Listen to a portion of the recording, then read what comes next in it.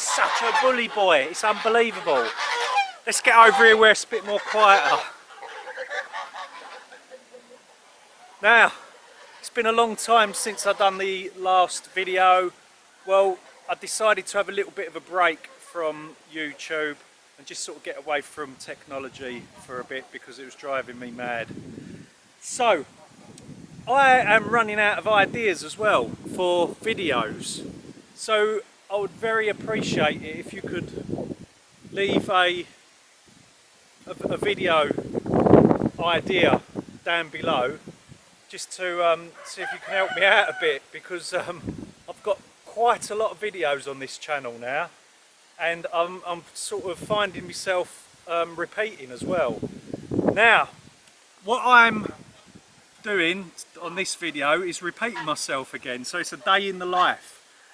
And I was sort of laying in bed and I thought, what the bloody hell should I do a video about? And the only thing I could come up with is another day in the life. Now, I didn't know what the day held in store for me. I didn't even know what jobs I was going to do. But here's the video.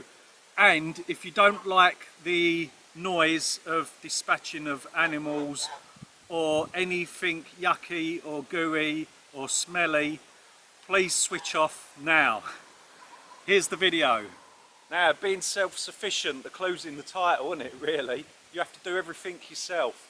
And it'd be pretty pointless, wouldn't it, running a small holding where you have to keep calling someone in to help you out.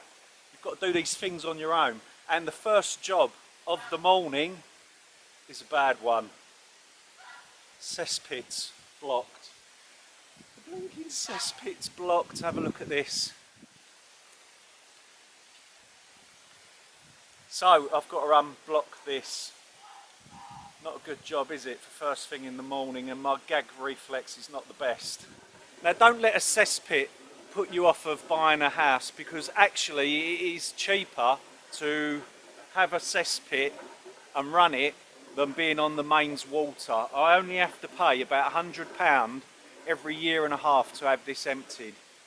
And normally the cesspits do work correctly, but this one's a very, very old one and we can't afford to get it replaced, so it needs a little bit of tinkering here and there, but it's nothing too bad. I'd still rather put up with this than be on the mains, because the mains drainage costs an absolute fortune. There's baked bean skins down here, tomato skins and sweet corn. Oh, that seems to have got it. It's flowing again. So it looks like the main pit caused the initial problem, allowing it to back up to this drain cover down here. But because it's backed up, I've cleared that, and now this pipe seems to have been blocked. So it's time to get the rods out. So every smallholder should carry these, really. These are drain rods, but they can also double up for another job, which I will be doing in a little bit, and I'll show you what they'll be used for. But first of all, let's get this cleared. Right, kicking up. I'm getting turd juice on my hands, so I think it's best bet I put some gloves on.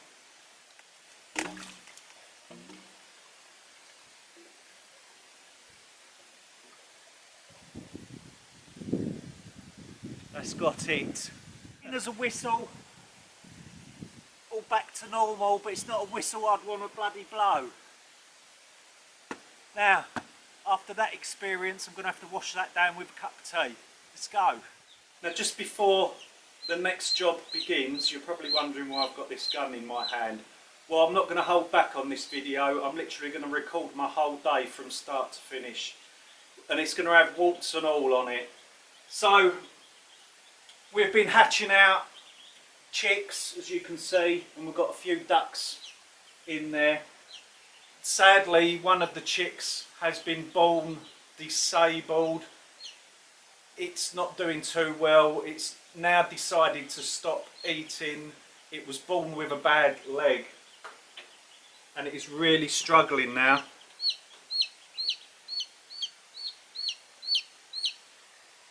and it is so light where it stopped eating. So we're going to have to dispatch this chick, I'm afraid. I hate this job, but I can't prolong the suffering in this cute little animal here.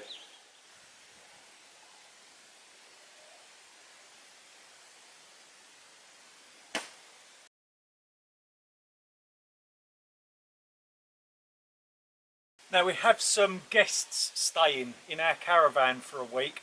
They've just popped out for the day, so now it's a good opportunity to empty the cassette toilet out and top up the flush fluid, because I don't really want to disturb my guests while they're there, so I'll wait until they go out to do that.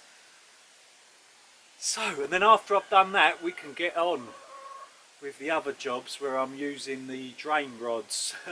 Things change round here, things change very quick, jobs get put off and put on again. But that's day-to-day life on a small holding.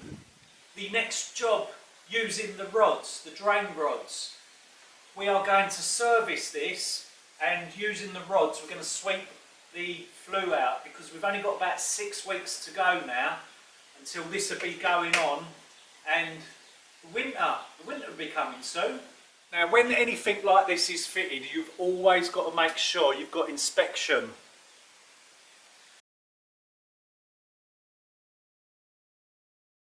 Hatches to pass the rods up, and don't for 1 minute think that it's a really hard, daunting task. It really is quite easy brushing out the flue. So the first thing we need to do is remove the inspection hatch so we can get our rods up the flue. Now you will need some form of brushes. This one I use for the main chimneys, for the stove in the front room. This one suits this pipe here. So we've put our plastic bag in place, and we're going to pass this up inside, holding it all in so it don't all fall out. There we go. Now we want to put this and hold that in place as we pass it up. Now you have to always turn these clockwise, never turn them anti-clockwise, otherwise the threads will undo themselves and you're going to have the brush stuck up in the flue, and that ain't a good thing to have.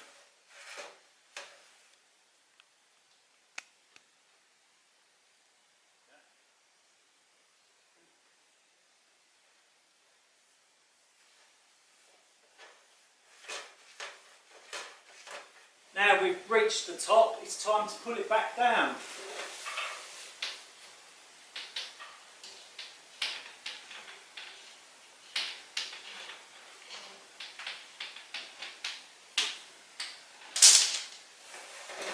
So now we have the main pipe going up, swept out. We've just got this smaller length here to do, and this can be accessed through this little doorway here. So I've fashioned this little broken hand broom on a stick, and that can go up there and sweep that lower section out.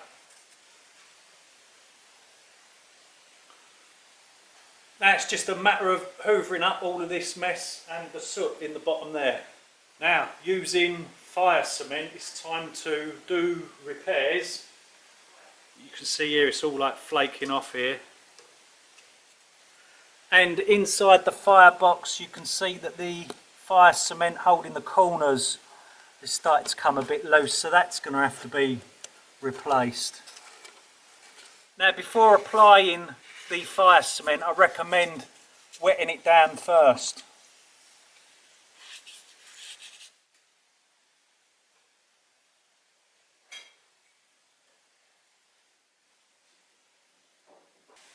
Right, so that's it, the job's all done. I've oiled this surface here, and I've even cleaned and oiled this door.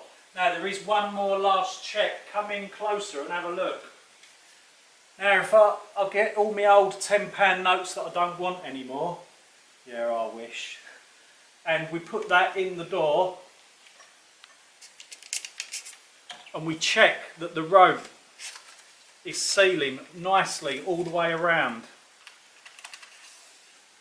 because we don't want any carbon monoxide leaking. So check all of the ropes like that. And one more last thing, follow me round here. Excuse the cobwebs, cleaning is in progress. Test the carbon monoxide alarm. We're all ready to go for the winter. Now, after that experience, it's a good idea to wash that soot down with a cup of tea. Now, I must admit, today's not been a particularly good day at the start. Having to dispatch that poor little creature and the cesspit blocking up, nightmare job. But I'm so pleased I've got me stove, me Rayburn stove for cooking on. I'm so pleased that I've got all that ready for the winter. Later on in the week I will be doing the stove in the front room. I'll be giving that a good old service. So after all that fun and games, it is now nearly 4 o'clock in the afternoon, so it's time to pick veg for dinner.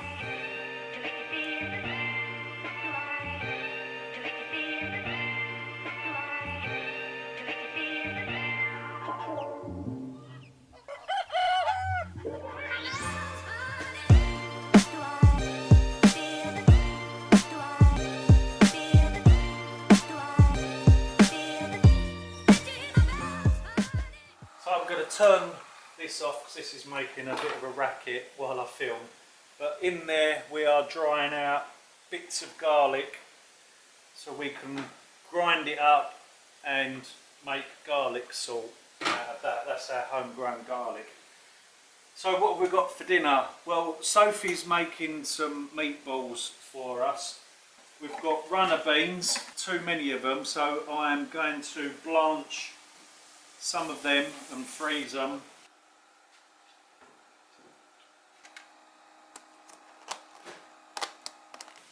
And also we've got jalapenos. Yes, I know you meant to pronounce it jalapeno, but I come from Essex and it starts with a J, so there we go. Yep, I'm going to stuff them with cheese and put them in breadcrumbs with our dinner as well, so that'd be fantastic. So I've had my dinner and I've decided to call it a day because I can do. I've got no boss to tell me what to do. Well, just the wife. She normally bosses me about. So that is it. I'm putting my feet up.